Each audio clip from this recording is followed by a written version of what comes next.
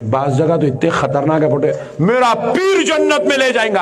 हौले तेरा पीर ही जाने वाला नहीं है वहां पे, क्योंकि तू जितना खतरनाक है ना तेरा पीर भी उतना ही खतरनाक है। उन्हें भी नमाजा नहीं पढ़ता, उन्हें भी रोजे नहीं रखता, उन्हें भी ज़कात नहीं देता, उन्हें भी हज नहीं करता, उन्हें 3-3 महीने तक पानी से नहीं नहारा। तो अब ऐसे खतरनाक लोगों के वास्ते तो जन्नत नहीं बनाई गई ना भाई। बामटे बाद हमारो जन्नत मिल जाएंगी, जन्नत मिल गई। हाँ डार्लिंग, ठंडे बातें, ये सब शैतानी सिफात है। ये भी एक शैतान का बहुत बड़ा धोखा है। शैतान हमारे धोखे में डाल के रखा हुआ है।